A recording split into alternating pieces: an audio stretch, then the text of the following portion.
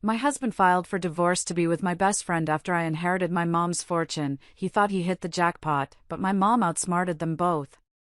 Hello everyone. Thank you for being here with me today.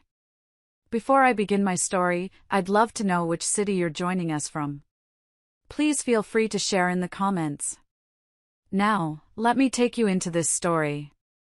The steam from the roast beef was still curling up towards the kitchen light when my entire life fractured into a million jagged pieces.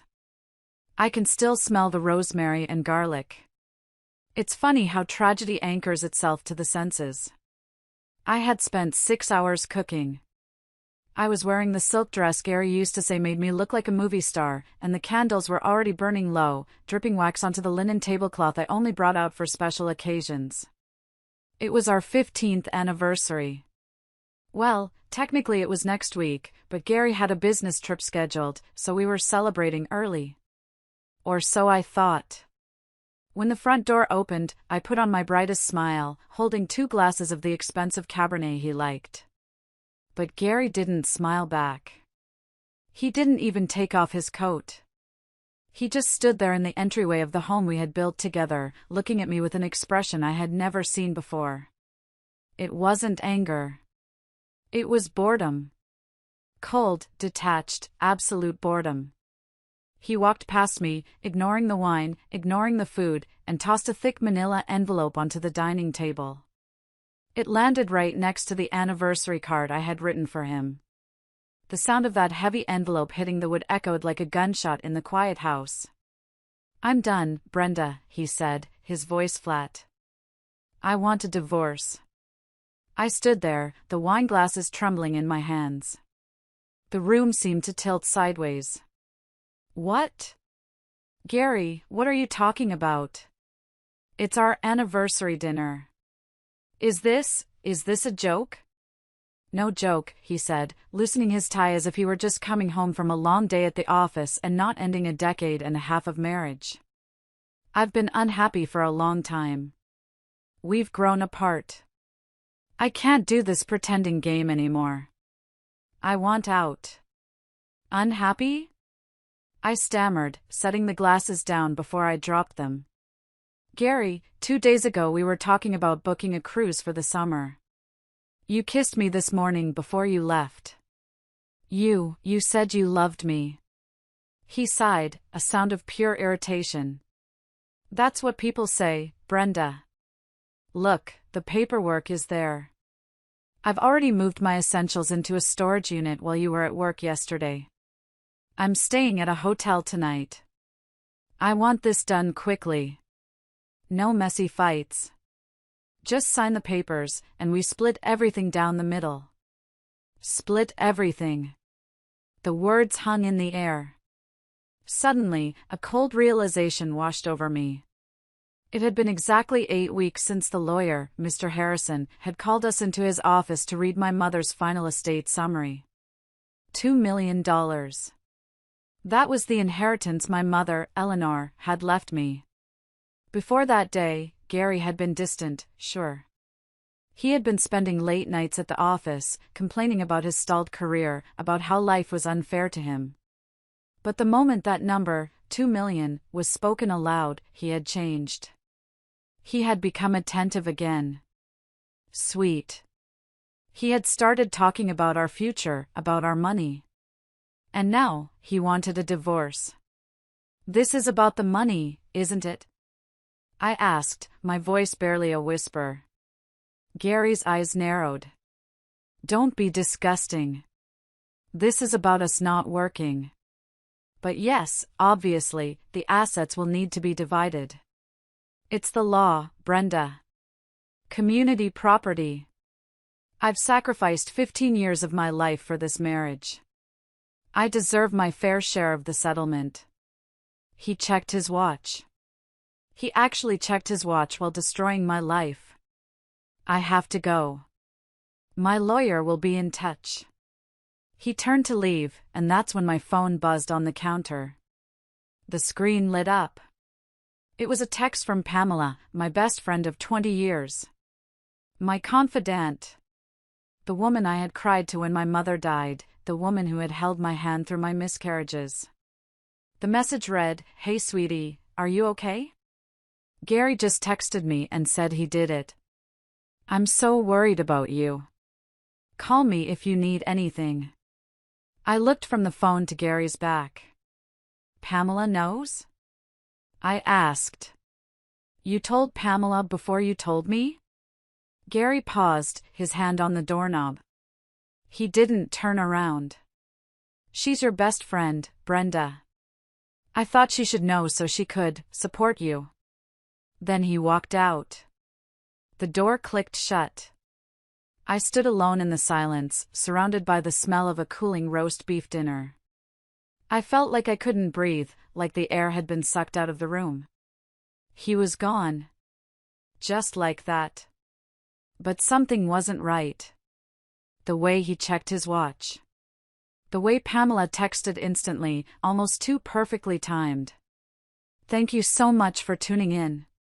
Before I tell you what I discovered that night, something that made this pain feel like a tickle compared to the knife in my back, please, if you're listening from your kitchen, your car, or your living room, let me know in the comments where you are joining me from. It helps me feel less alone sharing this. I walked over to the table and picked up the envelope. Divorce. The word looked so ugly on the paper. My hands were shaking so hard I could barely hold it. I looked at the text from Pamela again. "I'm so worried about you." It sounded so caring. So supportive. But why did I feel a knot of nausea tightening in my stomach? I didn't know it yet, but the man I loved and the best friend I trusted were about to teach me a lesson in cruelty that would change me forever. But they forgot one thing. They forgot whose daughter I was. They forgot that my mother, Eleanor, never played a game she didn't intend to win. I sank onto the kitchen floor, the divorce papers crinkling under my hand, and let the tears come.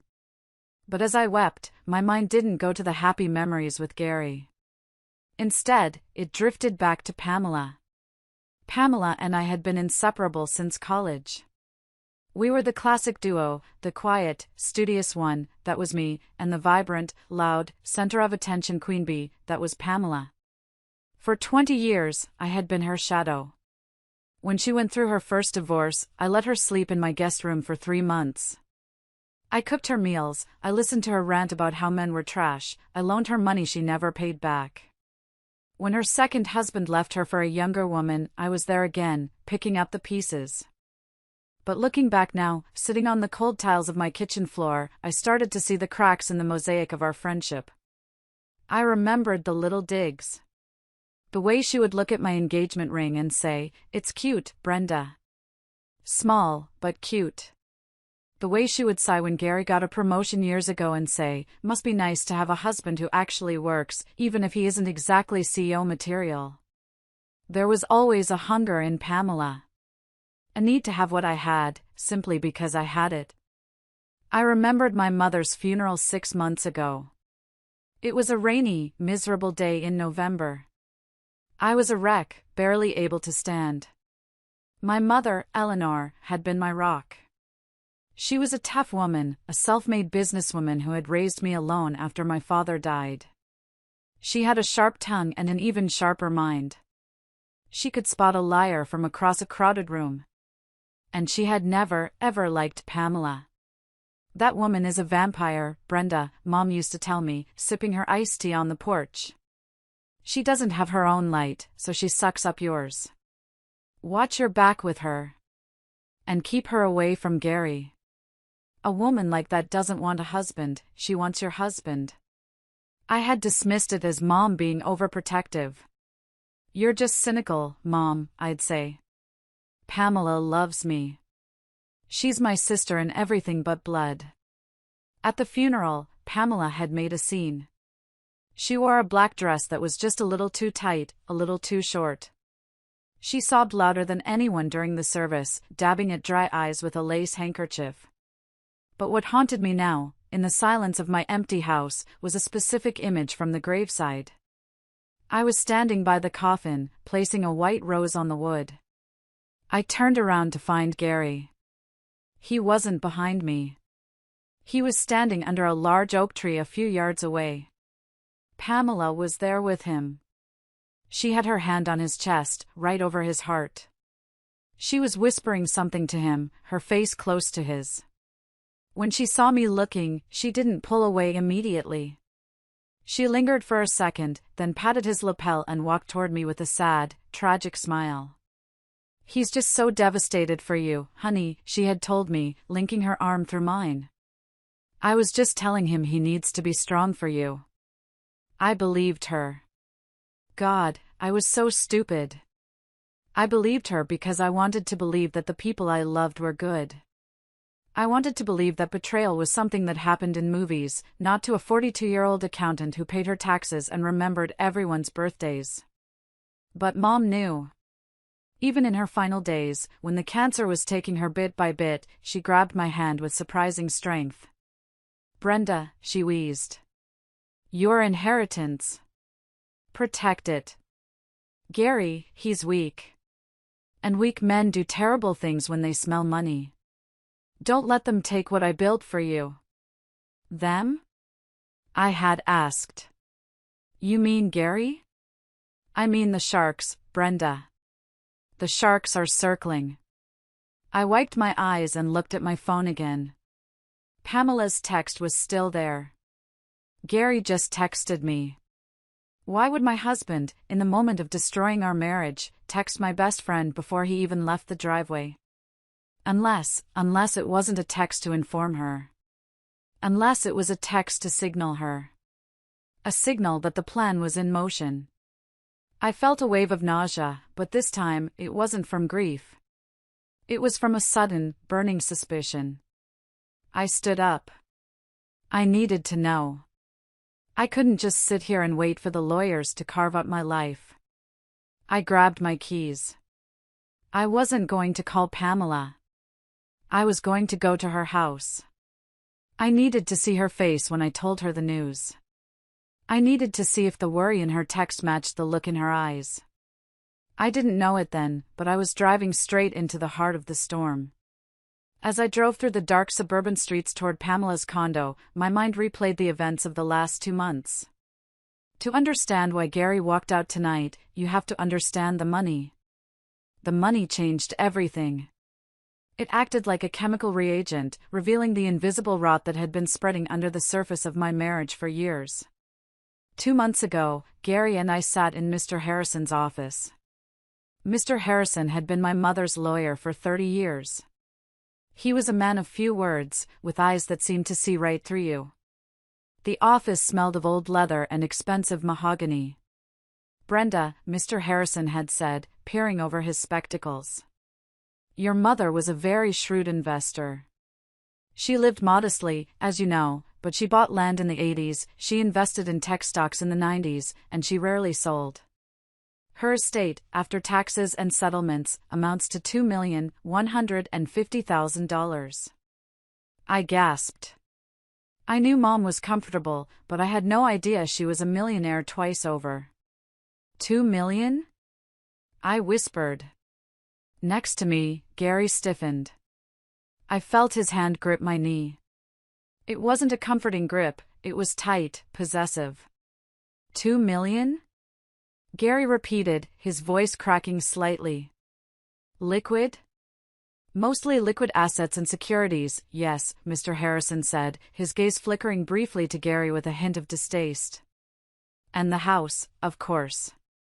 From that moment on, the Gary I knew, the man who complained about the price of gas, the man who refused to buy new tires for my car until they were bald, disappeared. In his place was a man drunk on potential wealth. On the drive home from the lawyer's office that day, Gary was euphoric. "Baby, do you know what this means?" he had shouted, pounding the steering wheel. "We're rich. We can finally quit our jobs. I can tell my boss to shove it. We can buy that boat I've always wanted. We can move to Florida." "Gary, slow down," I had said, feeling overwhelmed. "It's Mom's money. I'm not just going to blow it. I want to be smart. Maybe put some in a retirement fund, maybe set up a college fund for your sister's kids. College fund? Gary scoffed. Brenda, don't be boring. This is our chance to live. We deserve this. That was the first red flag. We. Suddenly, everything was we. In the weeks that followed, the pressure mounted. Gary started bringing home brochures for luxury villas. He started talking about high-risk crypto investments. He wanted me to transfer a lump sum into a joint account for easier management. Why do you keep the money in that separate trust account? He argued one night over dinner, slamming his fork down. Don't you trust me? I'm your husband. It's insulting, Brenda. It's financial abuse, keeping me locked out like this. It's not locked out, Gary, I tried to reason. Mr. Harrison advised me to keep the inheritance separate for tax purposes for now. We can use it for things we need, but I'm not just going to merge everything overnight. Need? Gary sneered. We need a new life. You're just like your mother. Stingy. Controlling. He began to withdraw. He stopped sleeping in our bed, claiming his back hurt and the guest room mattress was better. He spent hours on his phone, texting, smiling at the screen, then turning it off the second I walked into the room. When I asked him who he was talking to, he'd say, just work stuff. Trying to secure a deal so I don't have to beg my wife for pocket money. I felt guilty. Can you believe that? I actually felt guilty for inheriting money. He made me feel like a villain for wanting to be responsible. I started to wonder if I was being selfish. Maybe I should just give him half. Maybe that would fix our marriage. Maybe money was the only barrier between us and happiness. But then there was Pamela. During this time, Pamela was surprisingly quiet. Usually, she would be the first to give unsolicited advice. But when I told her about the inheritance, she went strangely still. 2 million? She had asked, her eyes widening. Wow. That's a lot of money, Brenda. Good for you. Gary is acting weird about it, I confided in her over coffee a week later. He wants to spend it all immediately. Pamela stirred her latte slowly, watching the foam swirl. Well, can you blame him? She said softly. Men need to feel like providers, Brenda. Or at least like partners.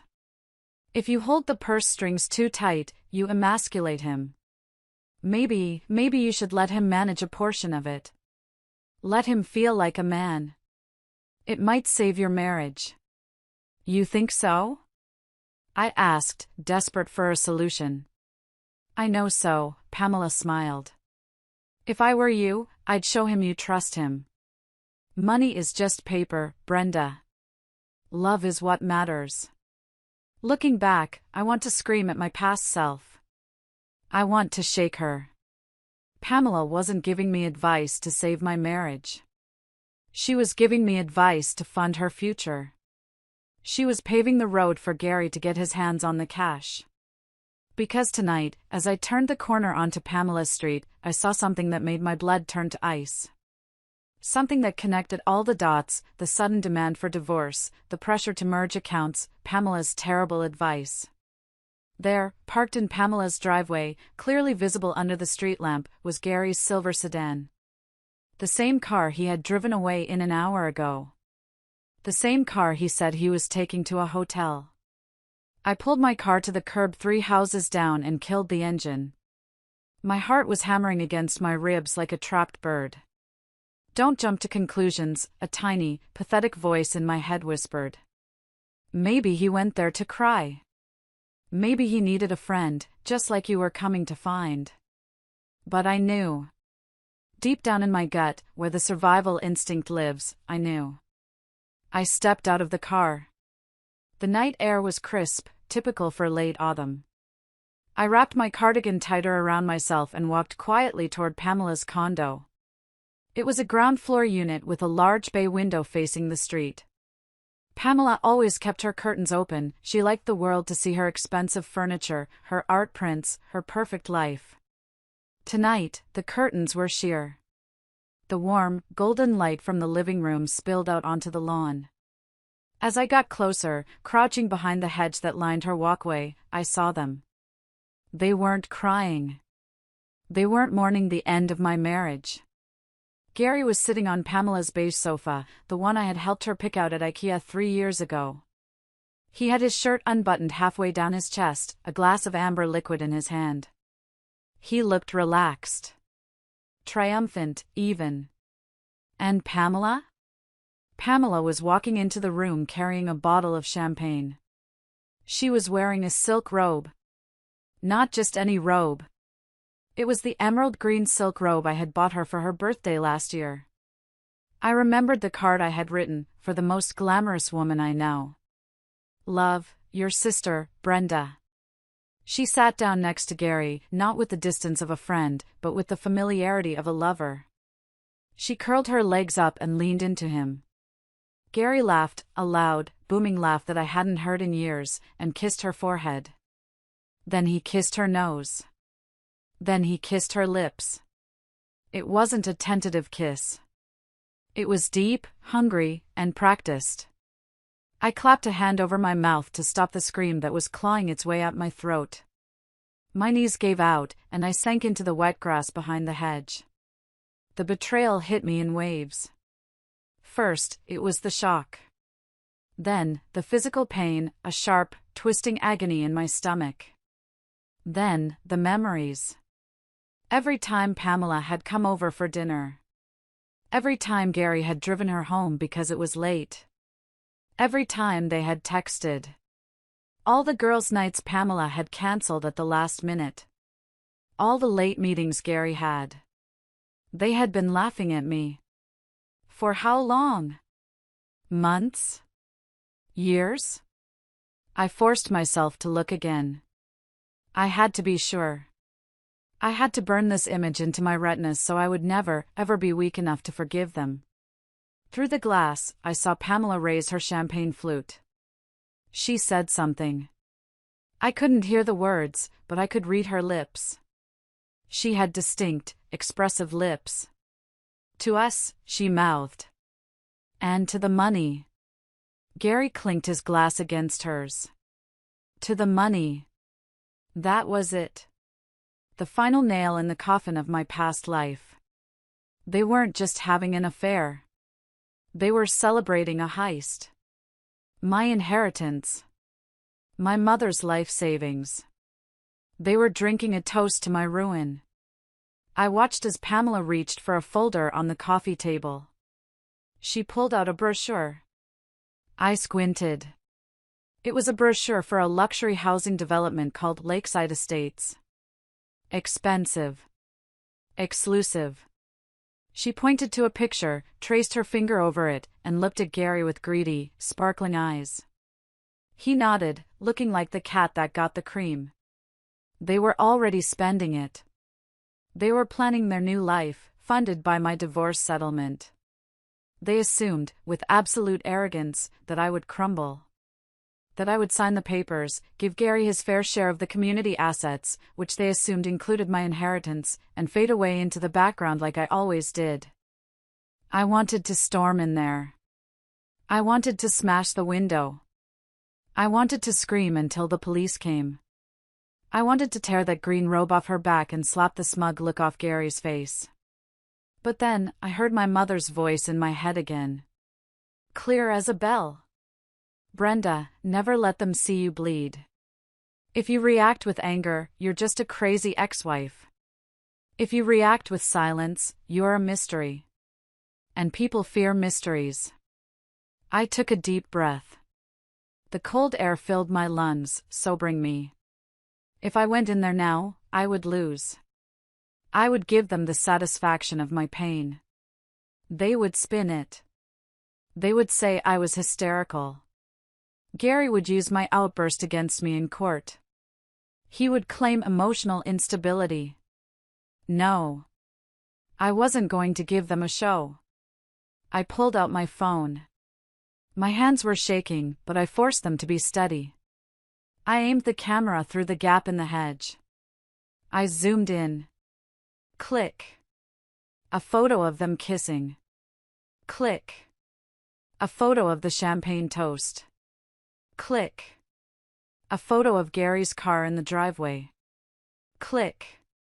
A video, just 10 seconds long, capturing their relaxed intimacy, the way she stroked his hair, the way he looked at her with a passion he had never shown me. I had the evidence. Not that it mattered for a no-fault divorce state, but it mattered to me. It proved I wasn't crazy. It proved they were monsters. I stood up slowly, brushing the dirt off my knees. I looked at the window one last time. They looked so happy. So sure of their victory. Gary thought he had hit the jackpot. He thought he was trading in a boring wife for a fun model and getting $1 million bonus to boot. Enjoy the champagne, Gary, I thought, a cold rage settling in my chest where my heart used to be. Because it's the last expensive thing you're going to taste for a very long time. I walked back to my car, not as a victim, but as a witness. The crying was done. Now, the accounting would begin. And if there was one thing I was good at, it was finding the discrepancies in the ledger. I drove home in silence. The house was dark when I arrived, a stark contrast to the warmth and light of Pamela's condo. I locked the door behind me and engaged the deadbolt. It was a small action, but it felt symbolic. I was locking them out. I went straight to the coffee pot. I didn't need wine, I needed caffeine. I needed to be sharp.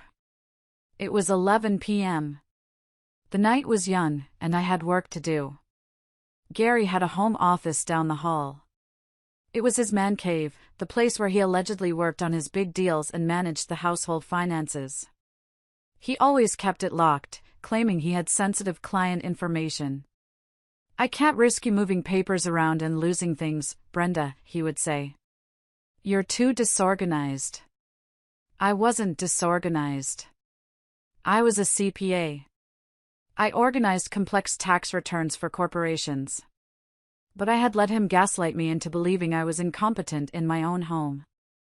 I went to the junk drawer in the kitchen. Hidden way in the back, inside a box of old birthday candles, was a spare key. I knew it was there because I had found it years ago and never told him. I had never used it, respecting his privacy, trusting him, but tonight, privacy was a luxury he had forfeited. I walked to the office door and slid the key in. It turned with a satisfying click. The room smelled of stale cigar smoke and cedar. I turned on the desk lamp. Papers were scattered everywhere. For someone who claimed I was messy, Gary lived in chaos.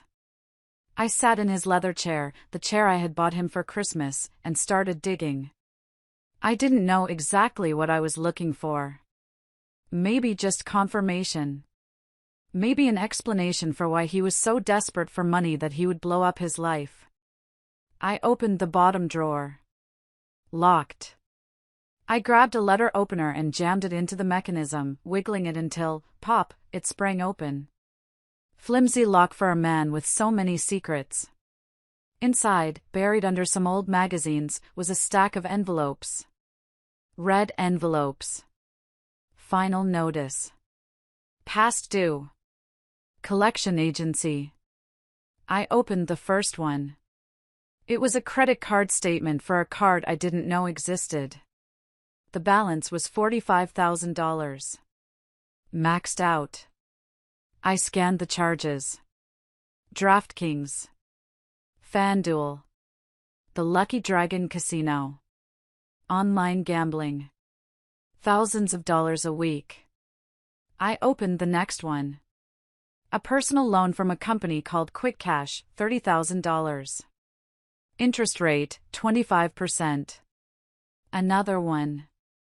A cryptic IOU note scribbled on a napkin, Gary, you owe Tony $50K. Due by the 1st, don't make us come to the house. My hands trembled as I tallied the numbers on a notepad.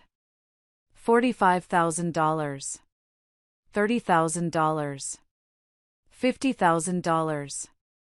Plus the mortgage on the house that I thought we were paying down extra on? I checked the bank statements on his desk. He hadn't been paying the extra principal. He had been paying the bare minimum. Total debt, over $200,000. And that was just what I could find in 10 minutes. The picture was becoming crystal clear. Gary wasn't just leaving me for Pamela because he was bored. He was leaving me because he was drowning. He needed a lifeboat, and my inheritance was the only thing big enough to save him. He had probably promised Pamela the world. That condo they were looking at? He couldn't afford the doorknob on the front door. He was banking everything, literally everything, on getting a 50% split of my mother's money. He needed that $1 million to pay off the loan sharks, clear his gambling debts, and fund the fantasy life he had sold to Pamela. If he didn't get the money, he was dead. Or at least, financially ruined.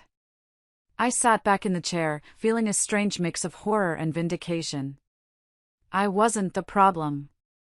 My looks, my personality, my boring nature, none of that was the real reason. It was math. Cold, hard math.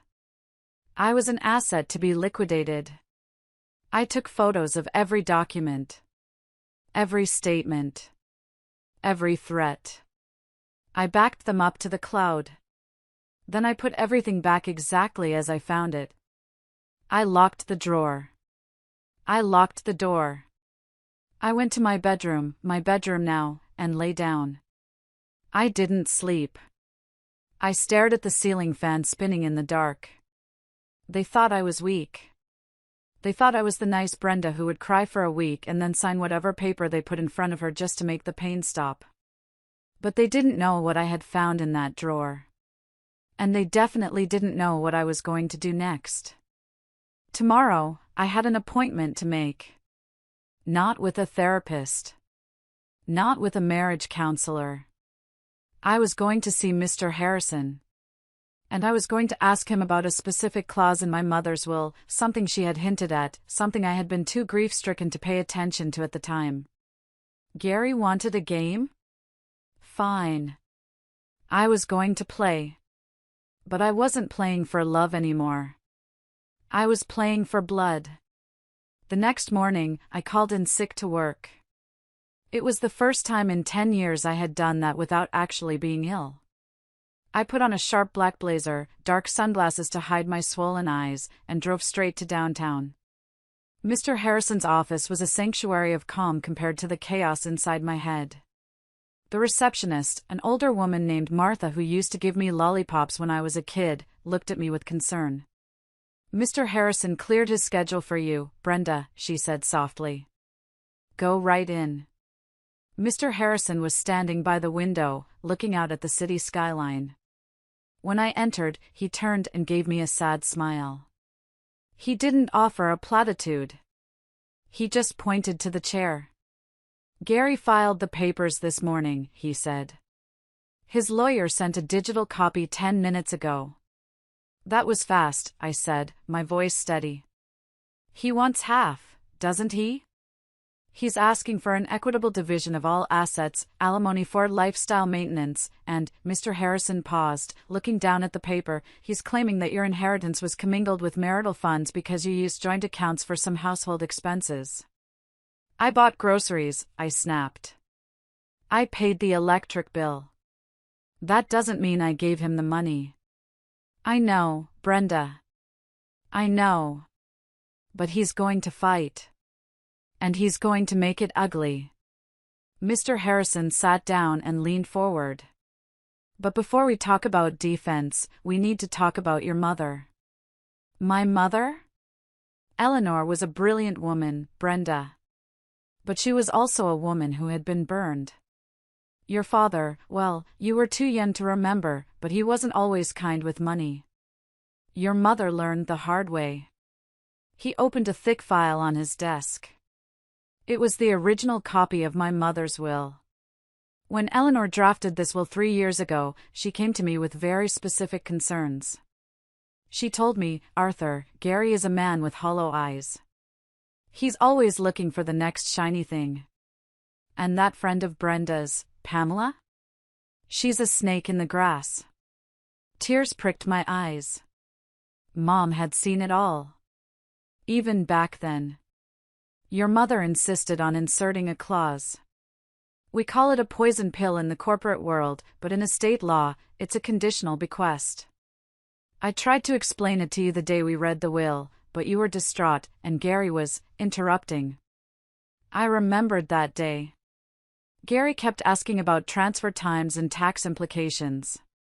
I hadn't been listening to the fine print. What does the clause say? I asked. Mr. Harrison turned the document toward me and pointed to a paragraph highlighted in yellow. Article 4, Section C, the Fidelity Clause. Read it, he urged. I read aloud, the entirety of the estate, totaling $2.1 million, shall be held in a blind trust. The beneficiary, Brenda Miller, shall have access to the interest generated by the trust for the duration of her marriage to Gary Miller. However, the principal sum shall remain locked. Wait, I said, confused. So I can't touch the money? Keep reading, Mr. Harrison said. In the event that the marriage between Brenda Miller and Gary Miller is dissolved, the distribution of the trust depends on the nature of the dissolution. If the divorce is filed due to proven infidelity, adultery, on the part of Gary Miller, the blind trust shall be immediately dissolved, and 100% of the principal and interest shall be transferred to Brenda Miller as her sole and separate property, untouchable by any marital settlement claims. My breath caught in my throat. However, I continued reading, if Brenda Miller voluntarily shares any portion of this inheritance with Gary Miller prior to a divorce, or if she fails to provide proof of infidelity, the trust shall remain locked for a period of 10 years. And here is the kicker, Mr. Harrison said, tapping the bottom of the page. If Gary Miller attempts to claim any portion of this inheritance through legal action while proven to be in an adulterous relationship, the entire estate shall be immediately liquidated and donated to the Happy Tails Animal Rescue Charity, leaving both parties with zero. I stared at the lawyer. Mom set a trap. She built a fortress, Mr. Harrison corrected. She knew that if Gary loved you, the money would stay in the trust and support you both slowly. But if he was greedy, and if he was cheating, she wanted to make sure he couldn't touch a dime. And she wanted to make sure you had the leverage to walk away clean. So, I said, my mind racing. If I divorce him now and prove he's cheating, I get everything. And he gets nothing. Correct. But there's a catch. We need irrefutable proof. Not just suspicion. We need court-admissible evidence. And, he paused, we need him to commit. We need him to pursue the money aggressively. If he backs down, the clause is harder to trigger. We need him to walk right into the trap. I thought about the photos on my phone. The video of them kissing. The debt collection letters. I have proof, I said. I saw them last night. I have pictures. Mr. Harrison nodded impressively. Good. But don't show your hand yet. If Gary knows about this clause, he might try to stay married just to spite you, or he might try to manipulate the situation. He needs to think he's winning. He needs to think you are weak, scared, and ready to settle. He already thinks that, I said bitterly. Excellent, Mr. Harrison smiled, a shark-like smile that made me glad he was on my side. Then we let him think it. We let him dig his own grave. We dragged this out just long enough for him to get desperate. You said he has debts? Over 200 grand. Perfect. Desperate men make mistakes. We are going to let him believe he's about to get $1 million check. We'll let him spend money he doesn't have. And then, when he's fully committed, we snap the trap. I sat back, feeling a surge of power. For the first time since Gary walked out, I didn't feel like a victim. I felt like Eleanor's daughter. So, what do I do? I asked. You go home, Mr. Harrison said. You answer his calls. You cry. You beg him to come back. And then, reluctantly, you agree to his terms. You play the role of the heartbroken wife who just wants to make him happy one last time. I can do that, I said. Can you? He asked seriously. It will be hard, Brenda.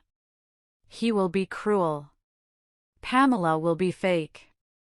You have to swallow your pride. I thought of Pamela in that green robe.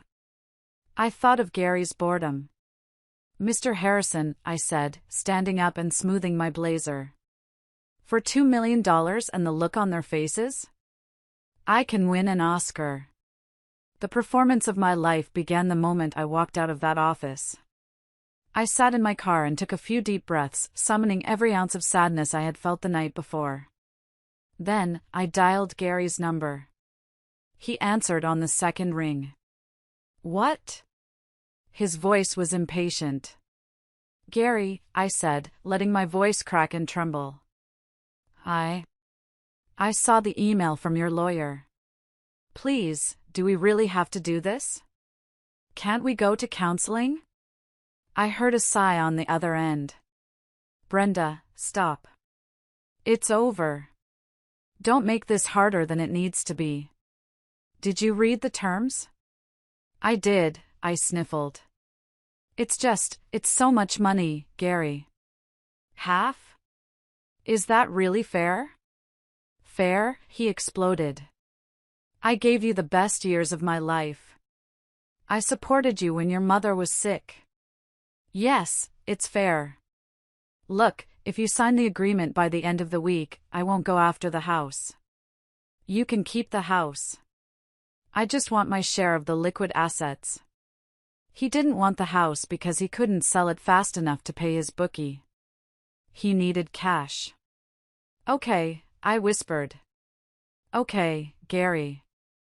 I just want this to be peaceful.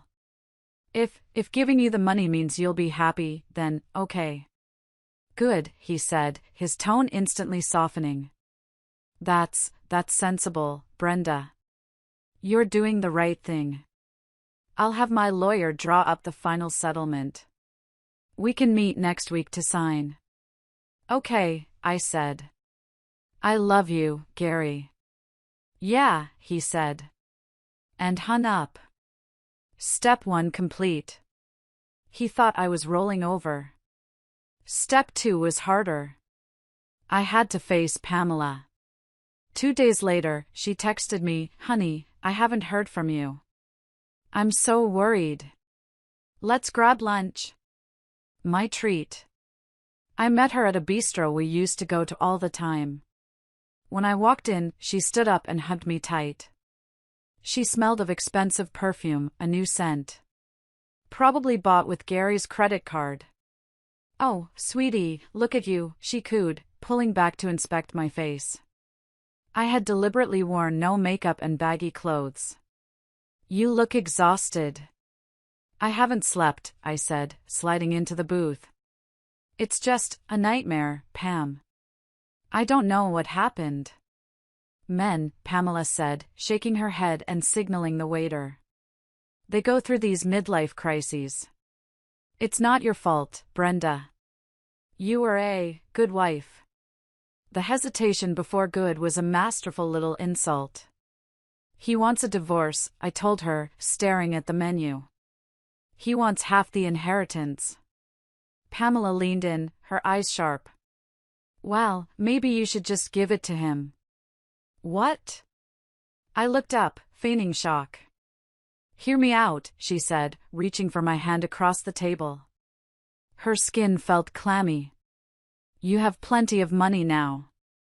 Is fighting him really worth the stress? If you drag this out in court, the lawyers will take everything anyway. Just pay him off, Brenda. Pay for your freedom. You don't want him lingering around, do you? You want a clean break." "That's what Gary said," I murmured. "See? He's right. Just sign the check and be done with it. You can start over. You can travel, meet someone new, someone who appreciates you." It took every ounce of willpower not to throw my iced tea in her face. She was practically drooling at the thought of the settlement. She was coaching me to fund her life with my husband. I think you're right, I said, wiping a fake tear. I just want him to be happy. Even if it's not with me. Exactly. Pamela beamed. You are so strong, Brenda. So generous. That's why I love you. Do you? I asked, looking her dead in the eye. For a split second, her smile faltered. Of course. You're my best friend. Then I'm glad I have you, I said. I'm going to sign the papers next week. Gary wants to meet at Mr. Harrison's office. Next week? Pamela asked, unable to hide her excitement. That's so soon. That's great. Yeah. Actually, Pamela, could you come? Me? She blinked. Yes. I don't think I can face him alone. And since you're friends with both of us, maybe you could be there? As a witness? Moral support? Pamela hesitated. I knew she was calculating. Being in the room meant she could ensure the deal went through. It meant she could celebrate with Gary immediately after. Of course, she said, squeezing my hand. I'll be right there by your side. Like always. Thank you, I said. I don't know what I'd do without you. I drove home feeling dirty. Lying to them was necessary, but watching them manipulate me was nauseating. But the trap was set. They both believed I was capitulating. They both believed the money was days away. And that was when the spending started. Over the next few days, I monitored the joint accounts, which Gary thought I was too stupid to check. The charges were astronomical. The Ritz-Carlton, Tiffany and Company, Porsche dealership deposit. He wasn't just spending the credit limit, he was spending the inheritance he didn't have yet. He was digging a hole so deep he would never climb out of it. But the hardest part wasn't the acting. It was the waiting. Every day, Gary sent me texts pushing the timeline. Can we sign Tuesday instead of Friday? My lawyer needs the financial disclosures now. Why is Mr. Harrison not responding? He was panicking. The loan sharks were probably breathing down his neck. Patience, Gary, I whispered to my phone screen. The fall is coming. The weekend before the signing, things got ugly. The nice guy mask Gary had been wearing slipped completely. I was in the garden, trying to distract myself by weeding the flower beds my mother had planted, when Gary's car screeched into the driveway. He slammed the door and stormed up the walk. He looked terrible. Dark circles under his eyes, his skin pale and sweaty. He looked like a man who hadn't slept in a week.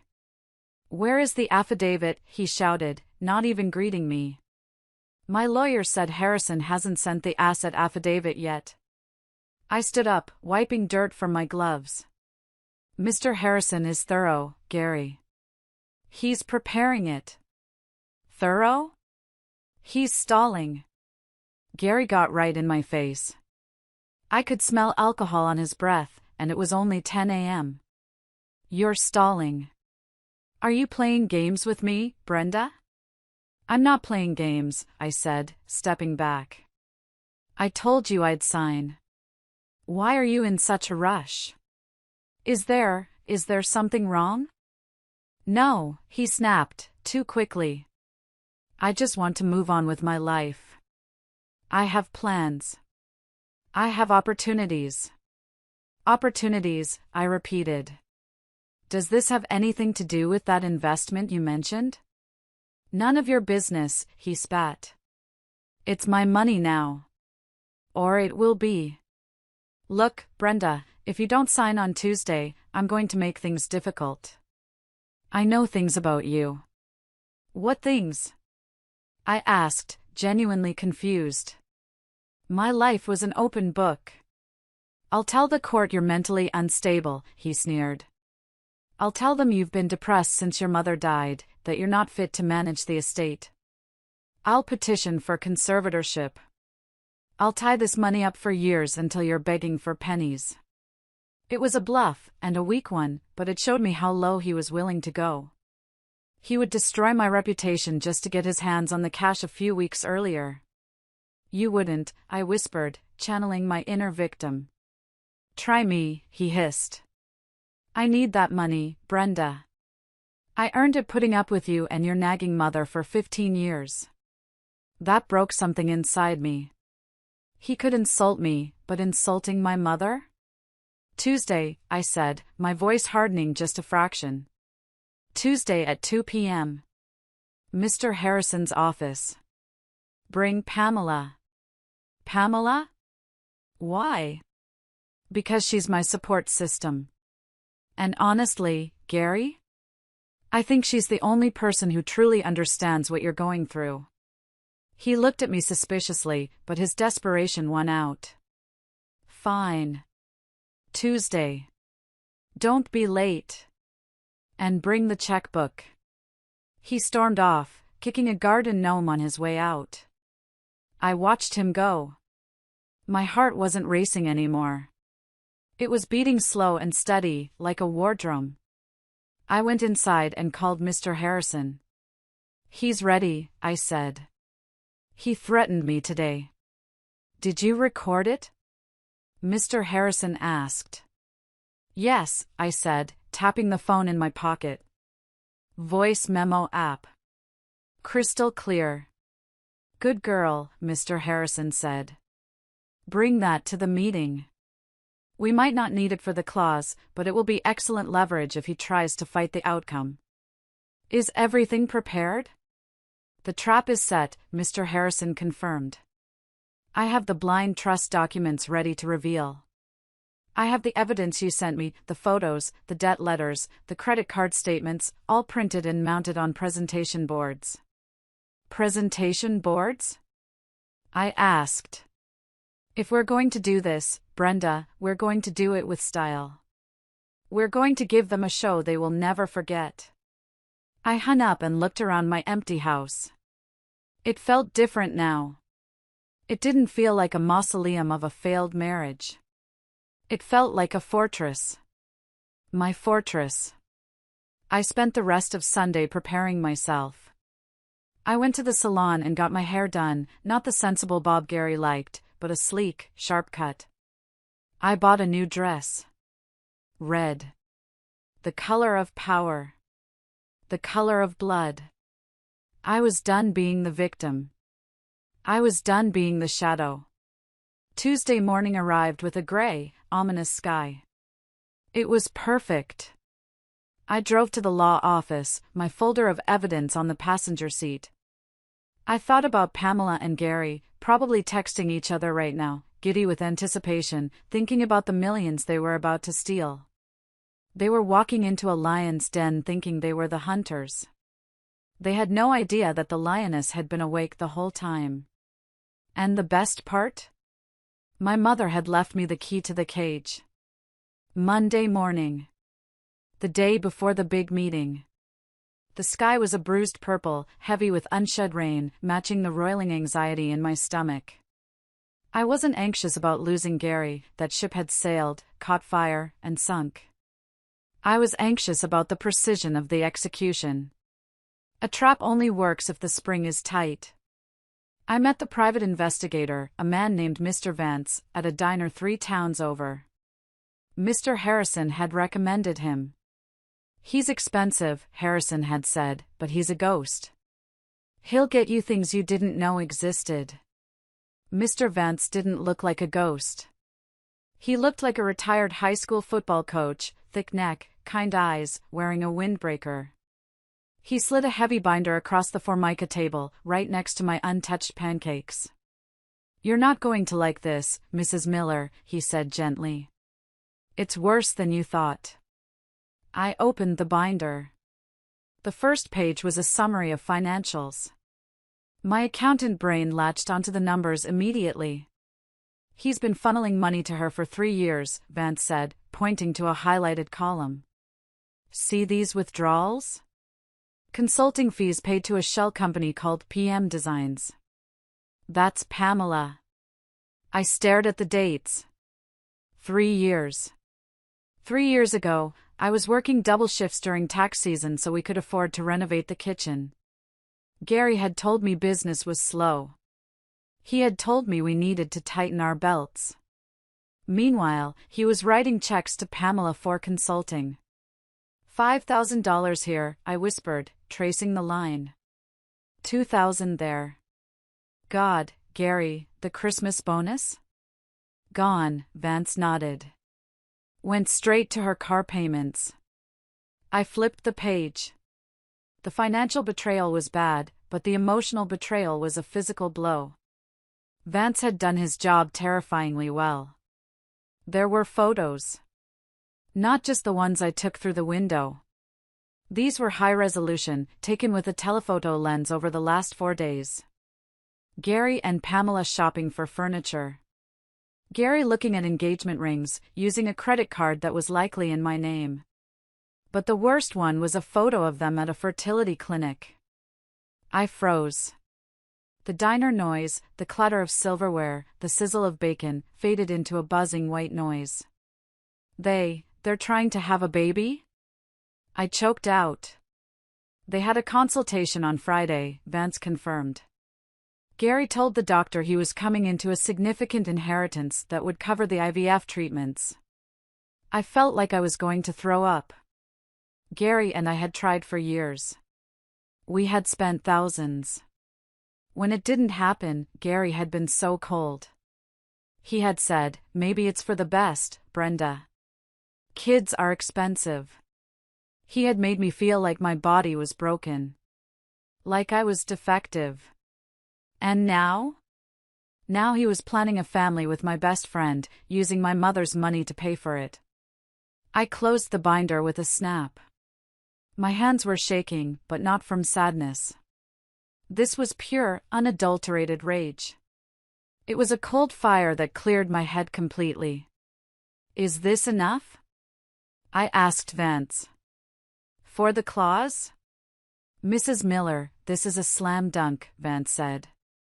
I have them on video staying overnight at her place 3 nights in a row. I have the financial trail proving he's spending marital assets on a mistress. I have audio from a restaurant where they discuss waiting for your mother to die. I looked up sharply. What? Track 4 on the USB drive, Vance said, his face grim. Recorded 2 months before your mother passed. They were at an Italian place.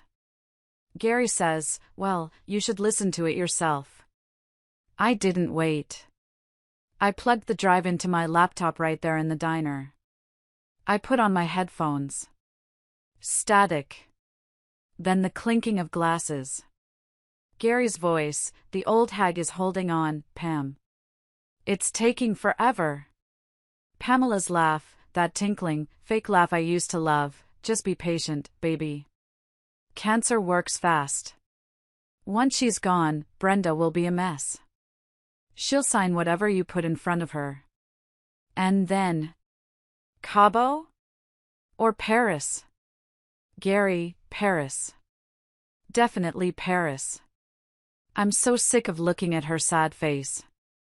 I need an upgrade. I took the headphones off. I placed them neatly on the table. The old hag. That's what he called my mother. The woman who paid for his car when it broke down. The woman who let us live in her basement for a year when Gary got laid off. Thank you, Mr. Vance, I said, my voice steady. I pulled out my checkbook. Add a 20% bonus to your fee. You sure you're okay to drive? Vance asked, looking concerned. I'm fantastic, I said. And I meant it. Because now, I didn't just have leverage. I had a nuclear weapon. I spent the rest of the day organizing the evidence. I treated it like a tax audit. Exhibit A, the adultery. Photos, hotel receipts. Exhibit B, the financial fraud. The PM Designs checks, the debts. Exhibit C, the character assassination. The audio recording. I mounted them on black foam boards, just like Mr. Harrison had suggested. It felt like a school science project, only the subject was the anatomy of a scumbag. That evening, Gary came home to change clothes. He was whistling. He actually whistled as he walked past me in the kitchen. "Big day tomorrow, Brenda," he said, grabbing a bottle of water. "You ready to sign? Get this over with?" I looked at him. I looked at the man I had shared a bed with for 15 years. I looked for any trace of the man I fell in love with, the charming guy who bought me flowers on our first date. He was gone. Maybe he never existed. All I saw was a parasite in a cheap suit. "I'm ready, Gary," I said, smiling. A real smile. "You have no idea how ready I am." "Good," he said, checking his reflection in the microwave door. "Make sure you wear something nice. My lawyer will be there. Let's keep it professional." "Oh, don't worry," I replied. "I'm going to dress for the occasion." He didn't notice the edge in my voice. He was too busy counting his chickens before they hatched. He walked out the door, whistling again. I waited until his taillights disappeared. Then I went to my closet. I pushed aside the beige cardigans, the gray slacks, the sensible clothes Gary liked. I reached into the back, to a garment bag I hadn't opened in years. Inside was a red dress. A structured, crimson sheath dress that fit like a glove. I had bought it 5 years ago for a gala, and Gary had made me return it because it was too aggressive. He said it made me look like I was trying too hard. I held it up against my body in the mirror. Tomorrow, I wasn't going to be the sensible accountant. Tomorrow, I was going to be the executioner. And executioners wear red. The arrogance of the wicked is truly a fascinating thing to behold. You would think, when committing a crime, and moral fraud is a crime of the soul, one would be quiet, discreet, careful. But Gary and Pamela? They were drunk on the fumes of a future that didn't exist. The night before the meeting, I couldn't sleep. Not because I was worried, but because my phone kept buzzing. It was notifications from Facebook. Now, Gary and Pamela were smart enough, or so they thought, to block me from seeing their direct posts. But they forgot how small our town was. They forgot about the network of mutual friends, the flying monkeys who love nothing more than a bit of gossip. My cousin, Sarah, sent me a screenshot at 11:30 p.m. Subject: "Have you seen this?" It was a post from Pamela. It was restricted to close friends, but Sarah was still on that list. The photo showed Pamela's hand, manicured with bright red polish, holding a set of keys. In the background, blurred but recognizable, was the entrance to the Oaks, the most exclusive gated community in our county. The caption read, "New Beginnings. Keys in hand. The universe rewards those who wait. #manifested, #blessed, #upgrade. The first comment was from Gary, "You deserve the castle, queen." Pamela's reply, "Only because I found my king." I stared at the screen. The Oaks. The cheapest house in the Oaks started at $800,000. They hadn't just put a deposit down. They had likely signed a contract contingent on financing. Financing that they assumed would come from my bank account in less than 24 hours. They were spending money they didn't have, banking on a settlement I hadn't signed. It was reckless. It was stupid. It was perfect. I clicked on Pamela's profile picture. She had updated it an hour ago. It was just her face, glowing, heavily filtered. But if you looked closely at the reflection in her sunglasses, you could see Gary taking the photo. I saved everything. Screenshot. Save. Backup. The next morning, I woke up with a strange sense of calm. The storm had passed. Now, it was just the cleanup. I went to the bank at 9 a.m. The teller, Mrs. Gable, knew me well. "Good morning, Brenda," she smiled. "Usual deposit?" "No, Mrs. Gable," I said. "I need a certified check." "Oh. Buying something big?" "Paying off a debt," I said cryptically. "Actually, I need 2 checks. One for $10. And one, well, just the one for now." I withdrew $10. A single, crisp $10 bill. I put it in an envelope. That was going to be Gary's settlement. As I walked out of the bank, I ran into Linda, a woman from my book club. Linda was one of Pamela's minions. She was the type of woman who fed on drama like a vampire feeds on blood. "Brenda," she called out, rushing over, her eyes scanning my face for signs of a breakdown. "Oh my God, honey," I heard. "Gary told Bob who told me, divorce? Is it true?" "It is," I said, keeping my face impassive. "Oh, you poor thing," Linda cooed, placing a hand on my arm. "And with the inheritance and everything, it must be so overwhelming. Pamela is just heartbroken for you. She told me she's been crying for days." I almost laughed. Crying all the way to the bank, I thought. "Pamela is a true friend," I said, laying the trap. "She's actually coming to the settlement meeting today. To support me." Linda's eyes widened. "Really? Wow. That's brave of her. You know, facing Gary after what he's putting you through." "Yes," I said. "She's very brave. Listen, Linda, I have to run. Big day." "Good luck, sweetie," Linda called out. "Don't let him take everything." I got into my car and checked the time. 12 p.m. The meeting was at 2 p.m. I received a text from Gary, "Don't be late. And don't bring drama. Let's get this signed and over with." I typed back, "I'll be there." With bells on. I drove to a scenic overlook near the river.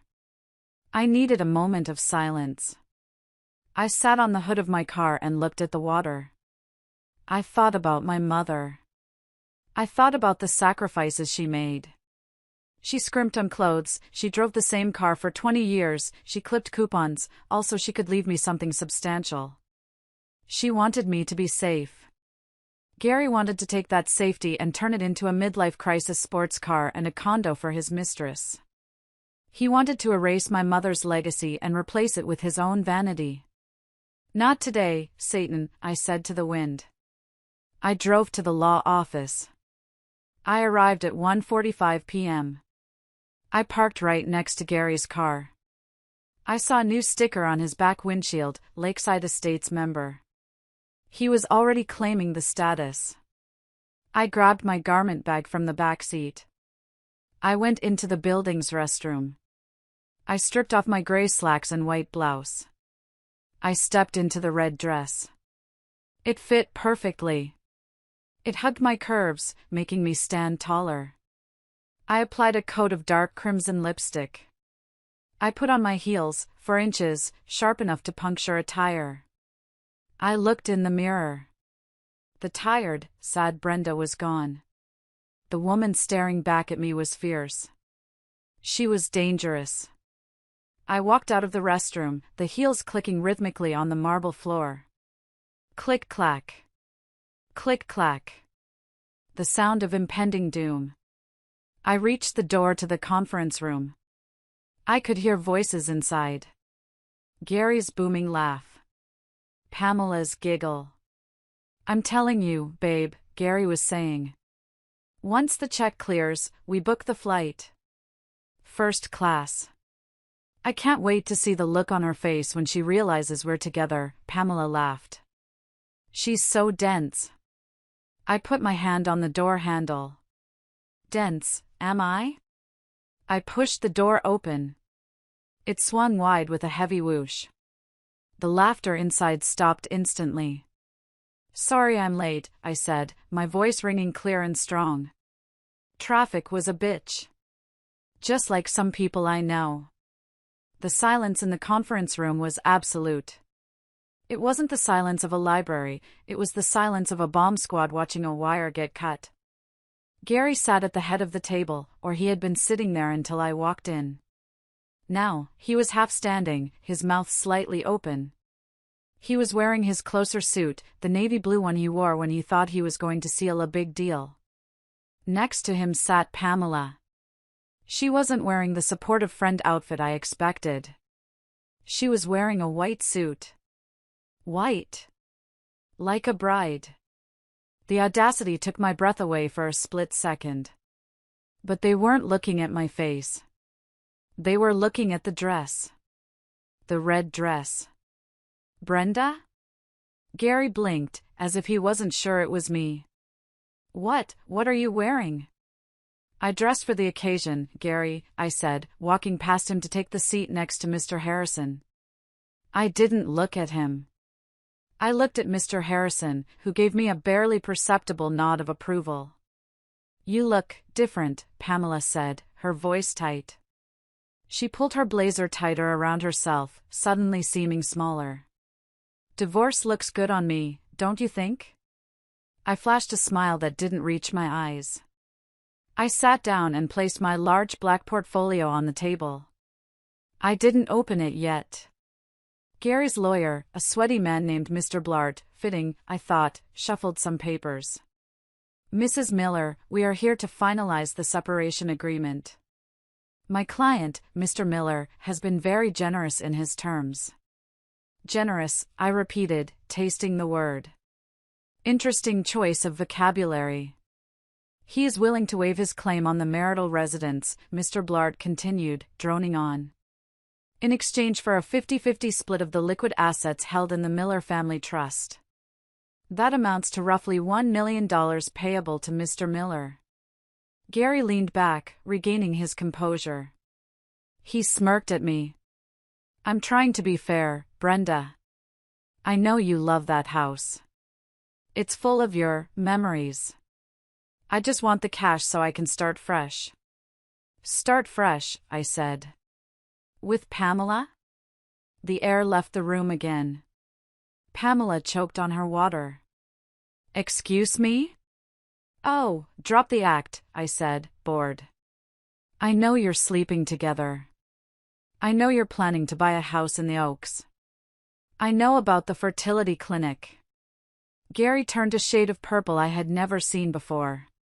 That's slander. Who told you that? Nobody told me, Gary. I saw you. You're crazy, Pamela hissed. She's losing it, Gary. I told you she was unstable. Am I? I reached for my portfolio. Mr. Blart, before we discuss any settlements, I think you should see the addendum to my financial disclosure. Addendum? Mr. Blart looked confused. We didn't receive any addendum. I'm delivering it now. I opened the portfolio. I didn't take out the photos yet. I took out the financial spreadsheet Mr. Vance had compiled. I slid it across the polished mahogany table. It stopped right in front of Gary. What is this? Gary sneered, picking it up. That, I said calmly, is a ledger of every dollar you have stolen from our marital accounts over the last 3 years to fund Pamela's lifestyle. The car payments. The consulting fees. The jewelry. The hotel rooms. Gary's hand started to shake. He dropped the paper. This is irrelevant. Community property. I can spend money how I want. Actually, Mr. Harrison spoke up for the first time, his voice like gravel. Misappropriation of marital funds for the purpose of an extramarital affair is considered waste under state law. We will be deducting every single cent of that $150,000 from your share of any settlement. Fine. Gary slammed his hand on the table. Deduct it. Take the $150,000 off the million. I still walk away with $850,000. I don't care. Just sign the damn paper, Brenda. He was desperate. He didn't care about the shame. He just wanted the check. You seem very eager, Gary, I said. Is it because of the debts? I pulled out the next sheet. The red letter notices. The gambling debts. The loan shark notes. I laid them out like tarot cards. The star, DraftKings. The tower, Quick Cash. Death, Tony the loan shark. Pamela leaned over to look. Her eyes widened. Gary? What is this? $200,000? Shut up, Pam, Gary snapped. He was sweating profusely now. It's handled. It's all handled once the check clears. He promised you a castle, didn't he, Pamela? I asked softly. But he's buying it with a mortgage he can't afford, on a deposit he borrowed from criminals, banking on money that hasn't been transferred. It will be transferred. Gary shouted, standing up. Right now. Sign the paper, Brenda. Or I swear to God, I will drag you through court for years. I will bleed that trust dry with legal fees. Sit down, Mr. Miller, Mr. Harrison barked. The authority in his voice made Gary drop back into his chair. You want to talk about the trust? Mr. Harrison asked, adjusting his glasses. Let's talk about the trust. I looked at Gary. I looked at Pamela. They were both terrified, but they were still holding on to hope. They thought this was just negotiation.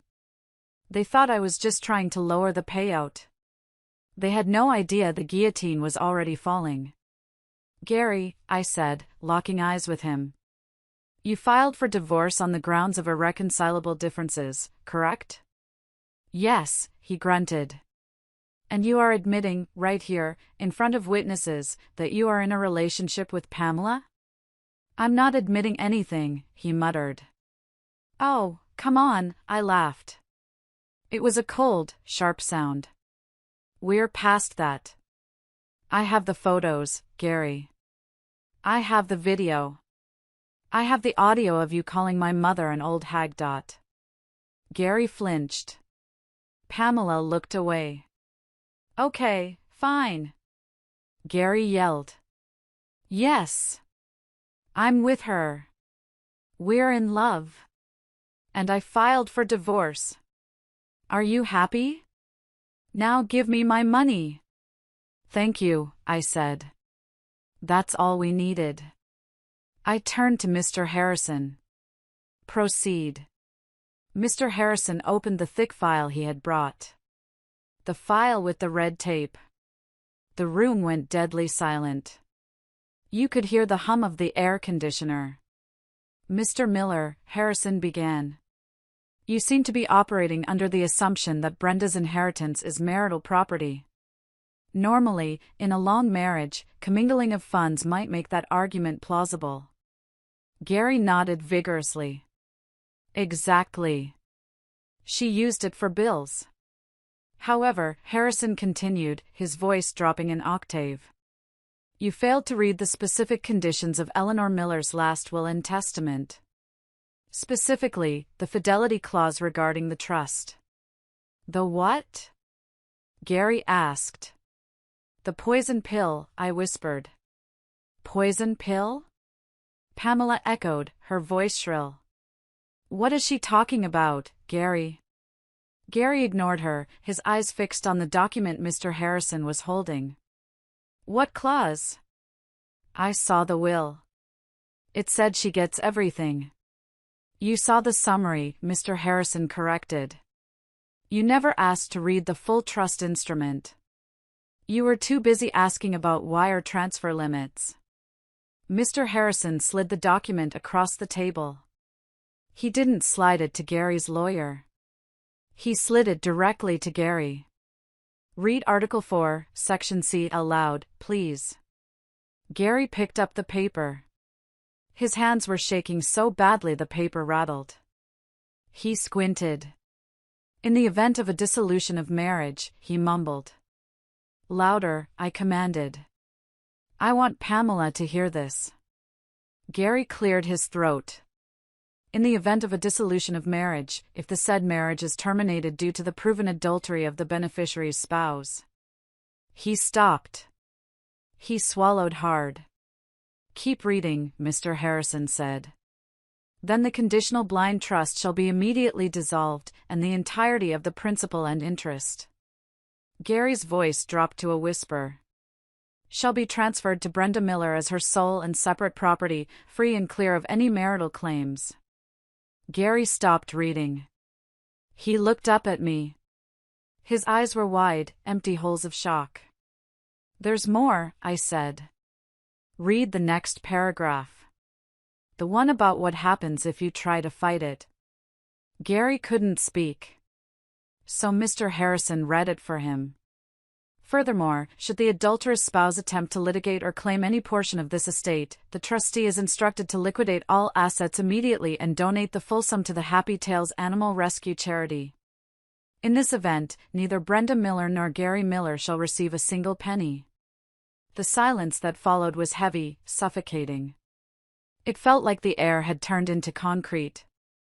So, I said, leaning forward, my elbows on the table. Here is the situation, Gary. You filed for divorce. You admitted to the affair. I have proof of the affair. That means the condition is met. No, Gary whispered. No, that's not legal. It is ironclad, Mr. Harrison said. I wrote it myself. And I've defended it in court 3 times. You filed the papers, Mr. Miller. You triggered the clause.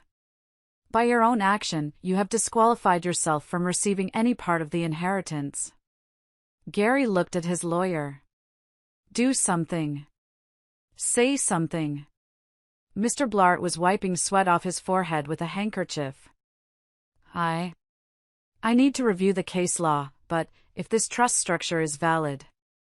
Mr. Miller, you might have a problem. A problem? Gary screamed, standing up and kicking his chair back. I have a $2 million problem. I need that money. You don't get the money, Gary, I said calmly. It's mine. All of it. Every single dime. And if you try to sue me for it? If you try to argue community property? Then I push the button. I donate it all to the dogs. I will happily live in a cardboard box before I let you spend my mother's money on your mistress. I turned my gaze to Pamela. She was pale. Her white suit looked like a shroud. And Pamela, I said. Did you hear that? 0. He gets 0. That house in the Oaks. He can't afford it. That ring? He probably put it on a credit card that's about to be declined. Those IVF treatments? Not happening. Pamela turned slowly to look at Gary. The adoration in her eyes was gone, replaced by a look of pure, calculating horror. Gary, she said, her voice trembling. Tell me this isn't true. Tell me you have the money. Gary stammered. Babe, we can fight this. We can sue. If you sue, the money disappears. Pamela shrieked. She just said it. Are you deaf? It's a bluff. Gary yelled. She won't give $2 million to a dog shelter. Try me, I said. I pulled out my phone. I have the director of Happy Tales on speed dial. Want me to call him? I'm sure the puppies need a new wing. I held my thumb over the call button. I stared Gary down. He looked at me. He saw the red dress. He saw the cold eyes. And for the first time in our marriage, he realized he didn't know me at all. He realized I wasn't bluffing. He slumped back against the wall, defeated. You planned this, he whispered. You led me on. You made me think. I made you think you won, I said. My mother warned me about you, Gary. She knew you were weak. She knew you were greedy. She set the trap. I just put out the cheese. You bitch, he spat. That's rich bitch to you, I corrected. I stood up and closed my portfolio. So, here are your options, Gary. Option A, you sign the waiver right now, admitting to the affair and waiving all claims to the inheritance. We finalize the divorce today. You walk away with your debt and your mistress. Option B, you fight me. I donate the money. I sue you for the $150,000 you stole. I press charges for fraud. And I drag this out until you are living in a refrigerator box under the bridge. I paused. Tick-tock, Gary. The loan sharks aren't known for their patience. Gary looked at Pamela. He was pleading with his eyes. Help me. But Pamela wasn't looking at him. She was looking at her phone. Probably checking if she could get a refund on the deposit for the house. Sign it, Pamela said coldly. Gary blinked. What? Sign the waiver, Gary, Pamela snapped. If you fight her, we get nothing and you get sued. If you sign, maybe we can figure something out. Figure something out? Gary laughed hysterically. I owe Tony 50 grand by Friday. I don't have a job. I don't have a house. Not my problem, Pamela muttered, standing up and gathering her purse. Not your problem? Gary's face twisted in rage. You spent half the money. The car is yours. The jewelry is yours. Gifts, Pamela said, smoothing her skirt. Those were gifts. You can't take back gifts. And there it was. The sharks were turning on each other. The room descended into chaos, and I stood in the eye of the storm, watching. It was beautiful in a grotesque way. Gifts? Gary roared, lunging toward Pamela. Mr. Blard had to step in, putting a chubby arm between them. I stole from my wife for you. I ruined my life for you. You told me we were partners. I thought you were a man, Gary. Pamela screamed back, her classy facade completely shattering. I thought you had money. You lied to me. You said the inheritance was a sure thing. You pushed me to file. Gary yelled. You said do it now, do it before she changes her mind. This is your fault. Excuse me, Mr. Harrison interrupted, his voice cutting through the noise like a knife. While this domestic dispute is fascinating, my client pays by the hour. Mr. Miller, are you going to sign the waiver, or should I call the charity? Gary looked wild. He looked from Pamela to me, then to the document. He was cornered. He was broke. And he knew he was beaten. He snatched the pen from the table. He didn't look at me. He scribbled his signature on the waiver so hard he tore the paper. There, he shoved it at Mr. Harrison. Take it. I hope you choke on it. Acknowledged, Mr. Harrison said, stamping the document. The divorce will be final within 24 hours. You have 30 days to vacate the storage unit where you moved the marital furniture. The locks on the house have already been changed. You changed the locks? Gary asked, looking at me. Yesterday, I said. And I installed cameras. Don't try to come back, Gary. Tony the loan shark might be looking for you there. Gary turned to Pamela. Pam, babe, we can go to your place. We can figure this out. I can get a job. We can sell the ring. Pamela took a step back. She looked at Gary with pure disgust. My place? My place is small, Gary. There's no room for you. What? Gary looked like he had been punched. But, we're supposed to be together. We're getting married. Married? Pamela laughed. It was a cruel, harsh sound. I'm not marrying a broke, unemployed loser with gambling debt. Get away from me. She turned to leave. Wait, I said. Pamela, before you go. She stopped, her hand on the doorknob. She looked at me, trying to summon some dignity. What? I just wanted to let you know, I said, smiling sweetly. I sent an email to your boss at the HR firm this morning. Pamela froze. You what? You work in human resources, right? Ethics is a big part of your job. I sent them the photos. The evidence of you knowingly helping a married man embezzle marital funds. I think there's a clause in your contract about moral turpitude. Pamela's face went gray. You couldn't. Oh, I did. And I attached the audio file where you laughed about my mother dying of cancer. I think the board of directors will find that very enlightening. You bitch! Pamela shrieked, rushing toward me. Mr. Vance, the private investigator who had been standing quietly in the corner, I had hired him as security for the day, stepped forward. He was a wall of muscle. Pamela bounced off him. I think it's time for you to leave, Mr. Vance said. Pamela looked at me one last time. Her eyes were filled with hate, but mostly with fear. She knew her life was imploding. She turned and ran out of the room, her heels clacking frantically down the hall. Gary was left standing alone. He looked at the door where she had vanished. Then he looked at me. She left me, he whispered.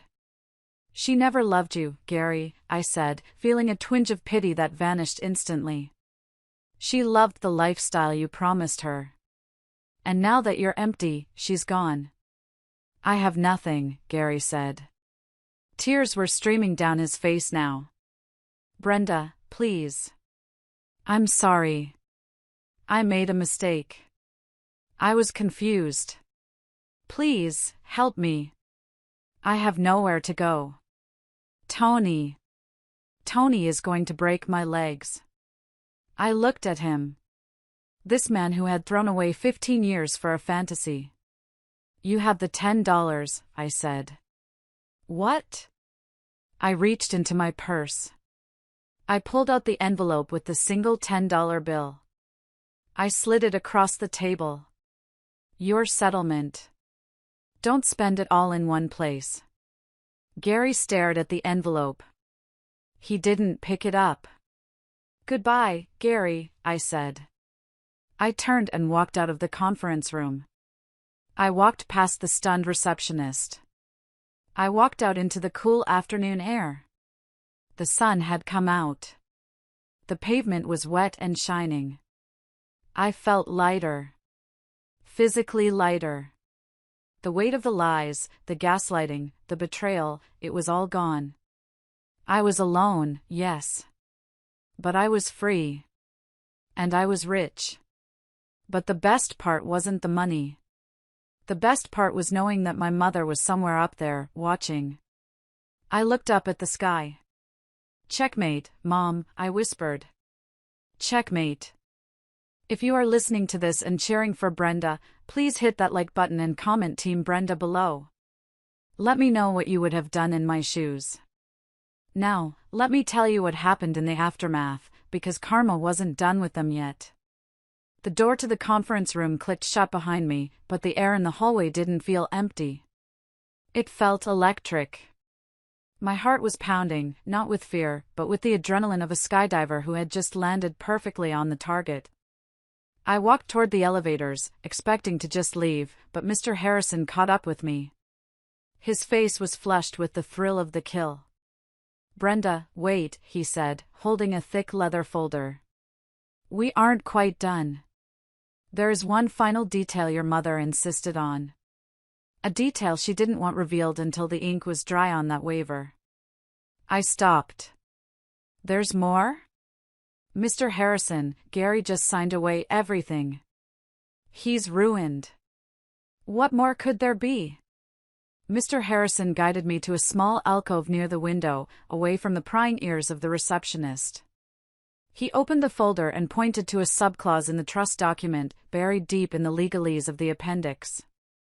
It was titled, The Legacy Protection Protocol. Your mother knew Gary better than you did, Brenda, Mr. Harrison said softly.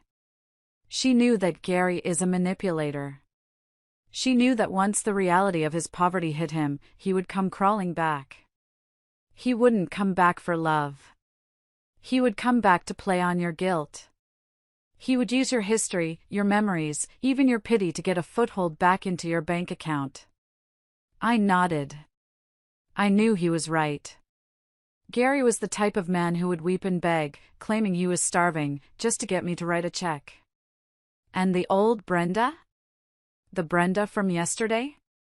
She might have caved. She might have given him $5,000 just to make him go away. So, Mr. Harrison continued, tapping the paper. Eleanor added this. It's a freeze provision. It states that for a period of 5 years following the divorce, if you, Brenda Miller, provide any financial assistance to Gary Miller, be it a loan, a gift, co-signing a lease, or even paying for his groceries, the entire trust freezes immediately. Freezes? I asked, stunned. Completely. The accounts lock down. You lose access to the principal and the interest for 12 months per infraction. The money goes into a holding account managed by a third-party firm in Switzerland. Essentially, if you give Gary $1, you lose access to your millions. I stared at him, and then a laugh bubbled up in my throat. It started as a chuckle and turned into a full-body release. Tears squeezed out of the corners of my eyes. She handcuffed me, I whispered. She knew I would be too soft, so she forced me to be strong. She didn't handcuff you, Brenda, Mr. Harrison smiled, handing me the copy. She gave you a shield. When he calls, and he will call, you don't have to say no, I won't help you. You can say, I can't. Mom won't let me. It was the ultimate checkmate. Even from the grave, Eleanor was standing between me and my toxic ex-husband, arms crossed, protecting her daughter. I took the elevator down to the lobby, clutching that document like a holy scripture. As the doors opened to the ground floor, my phone buzzed. It was Gary. He hadn't even left the building yet. Brenda, please. Be reasonable. I can't leave. Pamela took the car keys. She said it's her car because the payments were made from her account, which was a lie. We know it was my money. I'm stranded. Can you just Venmo me $50 for an Uber? Please. I'm begging you. I looked at the text. I imagined him upstairs, sweating in that expensive suit he couldn't afford, realizing his ride-or-die mistress had just left him for dead. $50. It was nothing. A lunch money. But then I looked at the document in my hand. The freeze provision. I typed back slowly, savoring every letter. Gary, per the terms of the trust, if I send you even 1 penny, the entire estate locks down. My hands are tied. You're a smart guy. I'm sure you can walk. It's a nice day for it. I hit send. I walked out to the parking lot. The sun was blindingly bright. I saw Pamela's car, a white convertible Mercedes that I had unknowingly paid for, screeching out of the lot. She didn't look back. She didn't wait for her soulmate. She was fleeing the scene of the crime before the cops arrived. And there, standing on the sidewalk, looking small and pathetic against the towering glass facade of the law firm, was Gary. He was holding his phone, staring at it in disbelief. He looked up and saw me. He started to run toward me. Brenda! Brenda, wait! I didn't stop. I got into my car. I locked the doors. He reached my window, banging on the glass. Brenda, she took the car. She left me. I have nothing. You can't do this. We were married for 15 years. I put the key in the ignition. The engine purred to life. I lowered the window just an inch, enough for my voice to carry, but not enough for his desperate fingers to reach in. We were married, Gary, I said, my voice cold as ice. But you divorced me.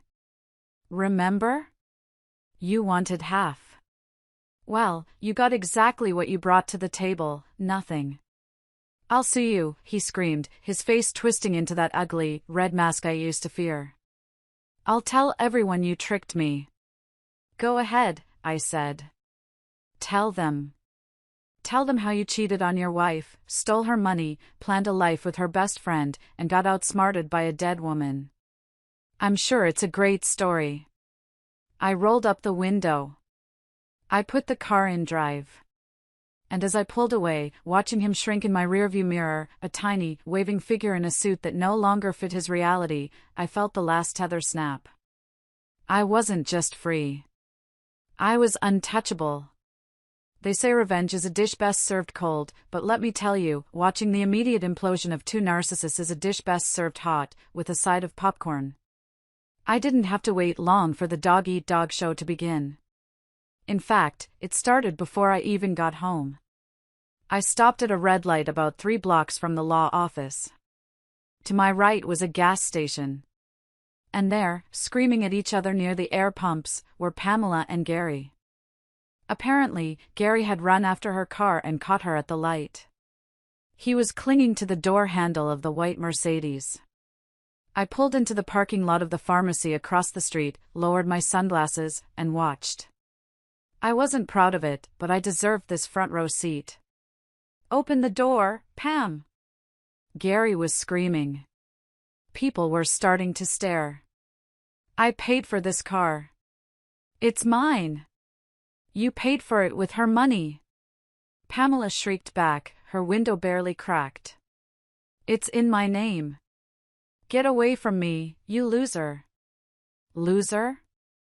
Gary kicked the tire. You were calling me king this morning. You said we were going to Paris. Open the door. I have nowhere to go. Go to hell. Pamela yelled. She gunned the engine. The car lurched forward. Gary stumbled back, falling onto the dirty pavement. His navy blue suit pants ripped at the knee. Pamela sped off, running a red light in her haste to escape the stench of failure. Gary sat there on the asphalt, surrounded by oil stains and cigarette butts. He looked like a child whose balloon had just popped. He put his head in his hands. I could have felt pity. I searched my heart for it. But all I found was the memory of the fertility clinic brochure. The memory of them laughing about the old hag. I put my car in gear and drove home. But the fallout was just beginning. Over the next week, the destruction of their lives was systematic, brutal, and entirely self-inflicted. The repossession. 2 days later, I was at home, sipping tea in my garden, when I saw a tow truck pull up to the curb. But it wasn't for me. It was heading toward the storage unit facility down the road, where Gary had arrogantly moved all our marital furniture and his precious silver sedan. I had tipped off the financing company about his location. Petty? Maybe. Necessary? Absolutely. Later, I heard from a friend who works at the storage center that Gary had arrived just in time to see his car being hoisted onto the truck. He had tried to block the driver. He had screamed about a wire transfer that was coming any day now. The driver, a guy named Mike who had heard every excuse in the book, just handed him a clipboard and drove off. Gary was left standing in the dust with a box of clothes and a set of golf clubs he couldn't afford to play with. Pamela's public execution. My email to Pamela's HR department didn't just get her fired, it turned her into a pariah. You see, Pamela worked for a conservative, family values-oriented company.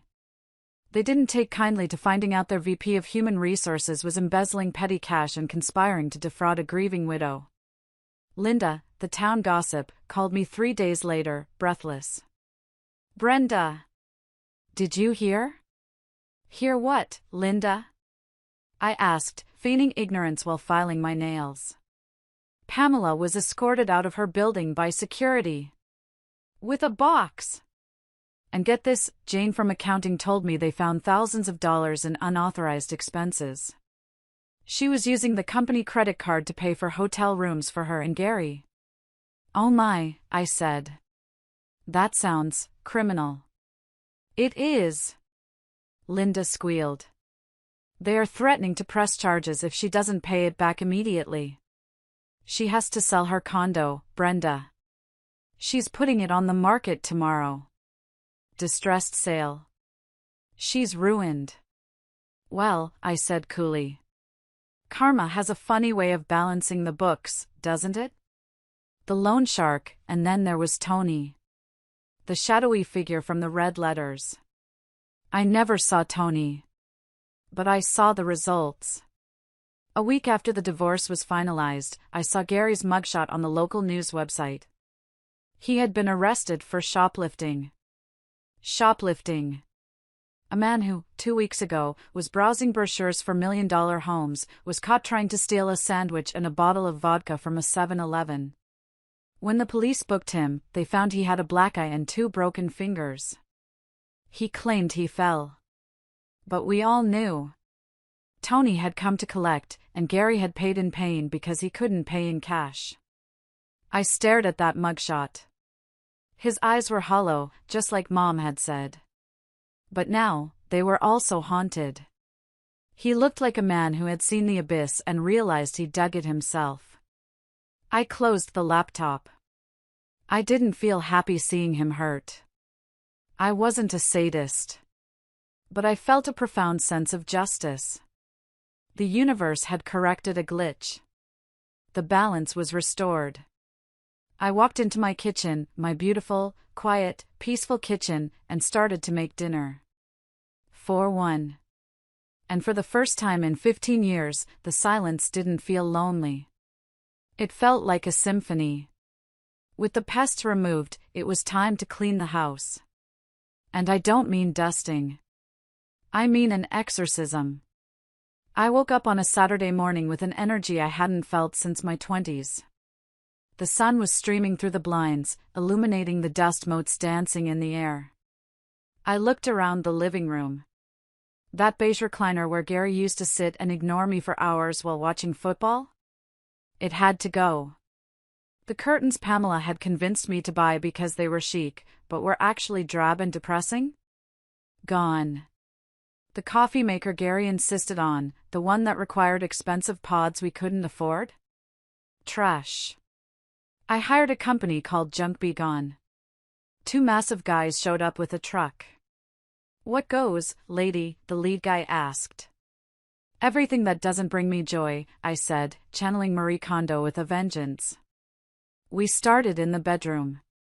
The mattress? Gone. I wasn't sleeping on the ghost of a failed marriage. The nightstand on his side? Gone. His clothes that he left behind? Wait, I said to the movers. Don't take the clothes yet. I took Gary's suits, the cheap ones he thought made him look rich, and I carried them to the backyard. I had a fire pit. It was a chilly morning, perfect for a bonfire. I didn't burn them all, that would be bad for the environment. But I burned one tie. The ugly yellow one he wore the day he told me I was boring. Watching that synthetic fabric curl and melt was therapeutic. It smelled like burning plastic and liberation. Then, I went to the man cave. This room had been forbidden territory for years. It was dark, smelled of stale cigars and secrets. Clear it out, I told the movers. Down to the studs. They hauled out the heavy desk where he had hidden his gambling debts. They hauled out the leather chair where he had plotted with Pamela. They hauled out the mini fridge. When the room was empty, I stood in the center of it. It echoed. It was just a square box of drywall and carpet. It wasn't scary anymore. It was a blank canvas. Paint, I whispered. I need paint. I drove to the hardware store. I didn't go to the one where Gary was now working, thank God he was at a store 2 towns over. I bought gallons of paint. What color? The clerk asked.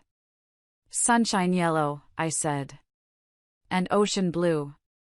I spent the next 3 days painting. I blasted music, Motown, Aretha Franklin, loud, soulful music that Gary hated. I sang into the paint roller. I danced in my old t-shirt, covered in speckles of yellow and blue. I transformed the man cave into a library. My library. I bought floor-to-ceiling bookshelves. I bought a velvet chaise lounge in a deep, rich teal. I bought a rug that felt like walking on clouds. I filled the shelves with the books I had kept in boxes because Gary said they cluttered up the place. Jane Austen, Stephen King, memoirs, poetry. I put a framed photo of my mother on the central shelf, right where she could see everything. This is better, isn't it, Mom? I asked her. The room felt warm. It felt like me. But the physical purge was only half the battle. I needed to purge the digital ghosts too. I sat down at my new desk with a glass of Pinot Grigio. I opened my laptop. I went to my social media, friend request, Gary Miller. He had created a new account. No profile picture, delete. Block. I went to my email, subject, please Brenda, just read this. From GaryMiller1980@gmail.com, delete. Block. Then, I opened the folder labeled the evidence. The photos of the affair. The audio recordings. The financial spreadsheets. I hovered my mouse over the delete button. Should I keep them? Just in case? No. Keeping them meant keeping the pain. Keeping them meant letting them live rent-free in my hard drive. I dragged the folder to the trash. I emptied the trash. Are you sure you want to permanently delete these items? Yes. As the progress bar moved across the screen, I felt a physical weight lift off my chest. I wasn't a victim anymore. I wasn't a detective anymore. I was just Brenda. The next day, a letter arrived in the mail. It was a heavy, cream-colored envelope. It was from the corporate headquarters of Pamela's former company. Dear Ms. Miller, we write to thank you for bringing the financial irregularities regarding Ms. Pamela Stone to our attention. Your detailed documentation allowed us to recover significant assets. As a token of our appreciation for your integrity, please accept the enclosed voucher. It was a gift card for a high-end spa. $500. I laughed out loud. Pamela had tried to steal my life, and in the end, she paid for my massage. I booked the appointment immediately. The Phoenix Rising package. Because that's what I was. I was rising from the ashes of their treachery, and I was doing it with glowing skin and a perfectly painted library. The year that followed was a blur of color, taste, and sensation. It was as if I had been living in black and white for 15 years, and suddenly, someone turned on the Technicolor. I used the inheritance wisely. I didn't blow it on cars or mansions. I invested, just like Mom would have wanted. But I carved out a joy fund. I finally took that trip to Italy. Gary had always said, "Why go to Italy? It's expensive and full of tourists. Let's just go to the casino." I went alone. But I wasn't lonely. I remember sitting in a small piazza in Florence. The air smelled of roasted chestnuts and espresso. I was wearing a linen dress and oversized sunglasses. I ordered a glass of Chianti and a plate of truffle pasta. When the waiter placed it in front of me, I took a bite. It was earthy, rich, creamy. It tasted like freedom. I looked around. I saw couples arguing over maps. I saw families dragging tired children. And I sat there, in my solitude, completely at peace. I didn't have to ask anyone what they wanted to eat. I didn't have to worry if the hotel room was too expensive. I didn't have to apologize for existing. I raised my glass to the empty chair opposite me. "Salute, Brenda," I whispered. "You made it." When I returned home, I launched Eleanor's legacy. It started small. Just a few clients, women from my church who were going through divorces and suspected their husbands were hiding money. I used my forensic accounting skills to find the hidden accounts, the offshore shells, the crypto wallets. I became known as the divorce detective. There is a specific look a woman gives you when you tell her, "You're not crazy. He is stealing from you." And here is the proof. It's a look of validation. Of relief. It was the same look I had when Mr. Vance handed me that binder.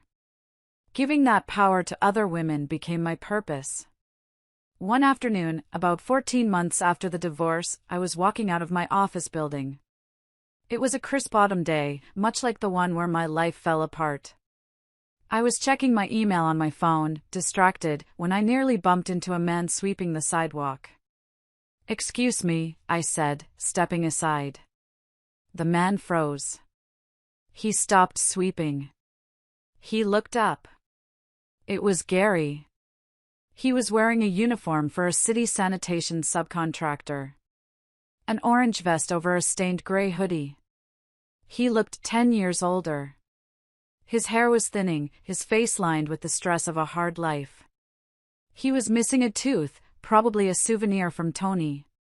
We stood there on the sidewalk. The man who had worn $2,000 suits and checked his watch while breaking my heart was now sweeping cigarette butts off the pavement in front of my business. "Brenda," he croaked. His voice was rough. I looked at him. I looked at the broom in his hand. I thought I would feel triumphant. I thought I would want to gloat. But I didn't. I just felt distant. Like I was looking at a stranger I used to know in a past life. "Hello, Gary," I said politely. He swallowed hard. He looked at my designer bag. He looked at the sign above the door, Eleanor's Legacy Financial Consulting. You look good," he said. "You look happy." "I am," I said simply. I'm working my way back up," he said, trying to stand a little straighter, clutching the broom like a lifeline. "It's honest work. I'm paying off my debts. Slowly." "That's good, Gary. I'm glad to hear it." He hesitated.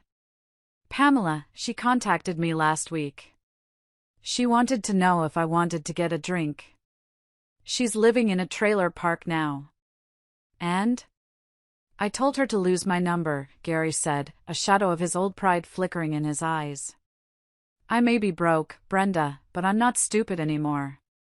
She cost me the best thing I ever had." He looked at me with puppy dog eyes. He was fishing. He was hoping for a crumb. A smile. Maybe we can get coffee." I adjusted my scarf. "Well," I said. "It sounds like you learned a valuable lesson."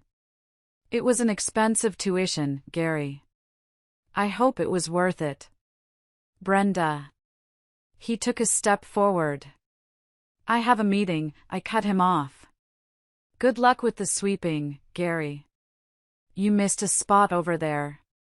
I pointed to a wrapper on the ground, stepped around him, and walked to my car.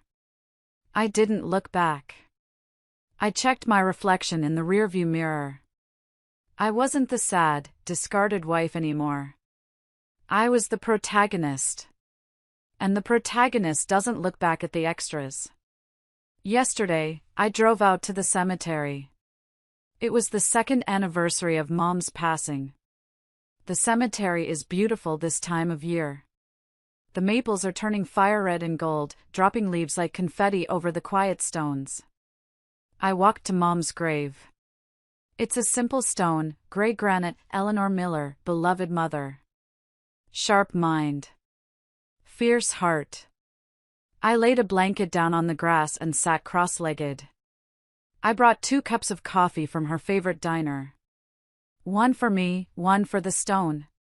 It might seem crazy to talk to a rock, but I know she's listening. I know she's there in the wind, in the rustle of the leaves, in the steel of my spine. "Hey Mom," I said, taking a sip of the coffee. "You'll never guess who I saw yesterday. Gary. He's sweeping streets now." I laughed softly. "You were right. You were right about everything. You told me he was weak. You told me Pamela was a vampire. I didn't want to listen. I wanted to prove you wrong. I wanted to believe that my love was enough to change them. I traced the letters of her name. But you didn't judge me. You didn't lecture me. You just prepared for the day I would need a parachute. You wove that safety net with your own hands, with every dollar you saved, with every smart investment you made." I reached into my bag and pulled out the latest financial report for Eleanor's legacy. "We helped 50 women this year, Mom. 50 women who were being lied to, cheated on, and stolen from. We got them their settlements. We got them their dignity back. I'm doing it in your name." The wind picked up, swirling the leaves around me. I felt a sudden wave of emotion, not sadness, but gratitude so deep it ached. "Thank you," I whispered, tears hot on my cheeks. "Thank you for the poison pill. Thank you for the freeze claws. Thank you for teaching me that being alone is better than being with someone who makes you feel lonely." I thought about the last 2 years. The pain of the betrayal was like a forest fire. It burned everything down. It was terrifying. It was destructive. But forest fires are also natural. They clear out the dead wood. They clear out the rot. They make room for new growth. And looking at my life now, the growth is lush. It is green. It is vibrant. I have friends who love me for me, not for what I can do for them. I have a business that matters. I have a home that is my sanctuary. And I have myself. I stood up and brushed the grass off my pants. I poured the 2nd cup of coffee onto the earth over her grave. "Drink up, Mom. You earned it." As I walked back to my car, I saw a young woman sitting by a fresh grave a few rows over. She was crying. She looked devastated, lost, terrified. She looked exactly like I did 2 years ago. I stopped. I walked over to her. "Excuse me," I said softly. She looked up, startled. "Yes." I reached into my purse and pulled out my business card. "Eleanor's legacy." "I don't know what you're going through," I said. "But if you ever feel like you're drowning, call me. You're stronger than you think." The woman took the card. She looked at it, then up at me. A tiny spark of hope flickered in her eyes. "Thank you," she whispered. I smiled. "Don't thank me. Thank Eleanor." I got into my car, my sensible, reliable, luxury SUV that I paid cash for, and drove out of the cemetery gates. My husband filed for divorce to be with my best friend. He thought he hit the jackpot. He thought he won. But he forgot the most important rule of gambling: the house always wins. And my mother? She was the house. Thank you so much for journeying with me through this storm. If Brenda's victory gave you chills, or if you have an Eleanor in your life who protects you, please hit that like button right now. It helps so much. And I want to know, what was your favorite part of Brenda's revenge? Was it the red dress? The $10 settlement? Or Gary sweeping the streets? Let me know in the comments below with the hashtag Team Eleanor. Don't forget to subscribe for more stories of justice served cold. Until next time, stay strong, stay smart, and read the fine print.